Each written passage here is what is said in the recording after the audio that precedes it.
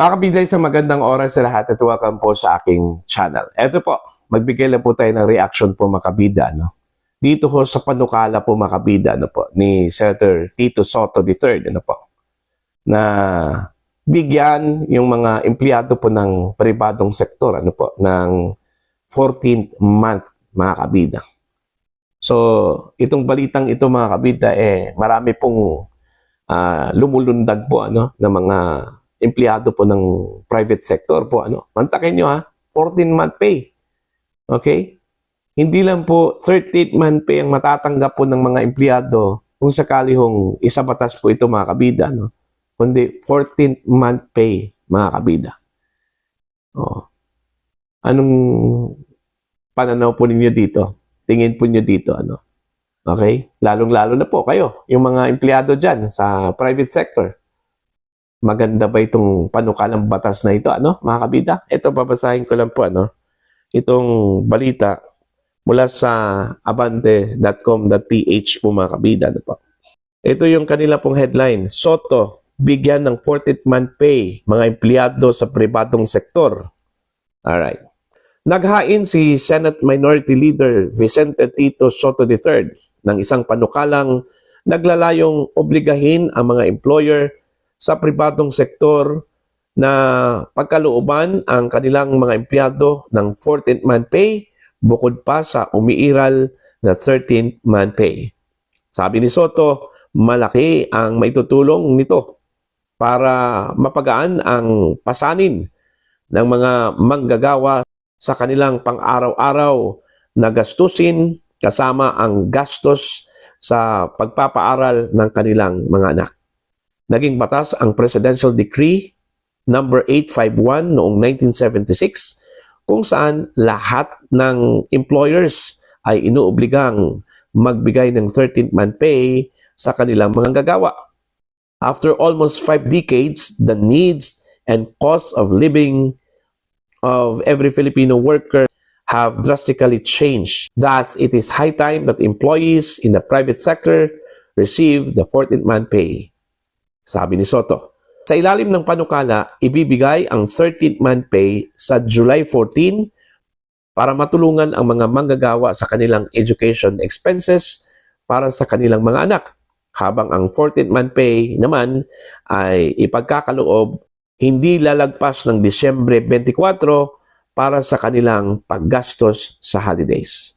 The bill has exemptions for qualified employers so as not to burden struggling businesses as they are equally important for our economy. At diin ni Soto, sakop ng panukalang batas ang lahat ng non-government rank and file employees, mga manggagawa sa ilalim ng kasambahay law at iba pang mga karapatan sa 13th month pay sa kondisyon na nagtatrabaho sila kahit isang buwan lamang sa loob ng isang taon. Hindi naman kasama dito ang mga nahihirapang kumpanya, non-profit institution na nalulugi at mga employer na nagbigay ng 14th month pay o katumbas nito. Ayan. So yun po mga kabida, no? Good news ito para sa mga empleyado sa pribadong sektor kasi yun yung panukalang batas po ano ni Senator Soto. 14th month pay po ibibigay sa mga private employees, ano, mga kabida. Ito po yung tanong, kakayanin ba ng mga employer na magbigay po ng 14th month pay doon po sa mga empleyado, ano, mga kabida?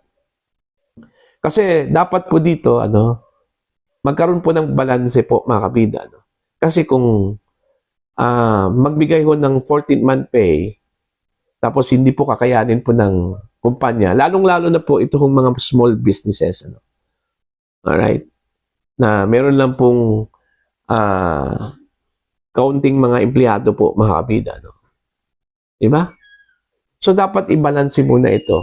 Dapat magkaroon po ng public consultation ho dito, imbitado lahat ng mga stakeholders, empleyado, mga employers, ano? Para naman po, mapag-usapan po itong mga kabida. O di kaya, mag-meet halfway po, ano po, no? Kasi baka nga marami hong umaangal ho dito, mga kabida, ano po, no? Yun ngang additional salary increase nga eh. Ang dami hong tumutol po dito, ano po, mga kabida. How much more ito hong 14th month pay po, ano? Mantakin niya, buong sweldo po yan, ibibigay po. Buong sweldo po ang ibibigay dun po sa mga empleyado po, mga kabida, sa isang taon. Maliban po dito sa 13th month pay, na buong sweldo po, although hinati po yon mga kabida, pero buong sweldo po yon. Ano? Okay? So, madagdagan po ng isa pang buong sweldo ang ibibigay po dun ho sa mga empleyado, mga kabida. Now, tanungin muna natin itong mga employers kung kakayanin ba nila ito. So, kailangan po ng public consultation ho dito bago po ipatupad po ito, mga kabida. No? Kasi para sa akin, okay po yun. Advantage po yun, mga kabida, sa mga empleyado. Ano? Lalong-lalo na po sa akin. Isa po akong empleyado. Ano? Advantage po ito, maganda po ito para sa akin po, mga kabida. Kaso ang tanong po kasi dito, kung kakayanin ba ng employer po yan? Baka ho, dahil sa ganyang panukalang batas po, mga kabida, no? Kung maisakatuparan po yan, baka ilang buwan lang po yung itatagal po ng employer po, lalong-lalo na po yung mga small businesses, bigla hong magsara, mga kabida. Dahil sa laki na po ng gastusin po ng employer po, mga kabida, no? Yun lang po yun. Dapat timbangin talaga. Kasi hindi po pwede na puro lang po tayo empleyado, kapakanan lang po ng mga empleyado, ano? Dapat titingnan din natin na hindi naman po malagay sa alanganin ito po mga employer po, mga kabida, ano po? Lalong-lalo na po yung mga maliliit na mga negosyo na meron po mga empleyado po, mga kabida, ano po? Diba? Actually, ano po ito para sa akin, magandang panukala talaga ito. Pero dapat pag-isipan, pag-aralan, at dapat mayroon pong malawakang konsultasyon na ilalaan. Ito hong si Senator Tito Soto po, mga kabida. Ano po? Okay?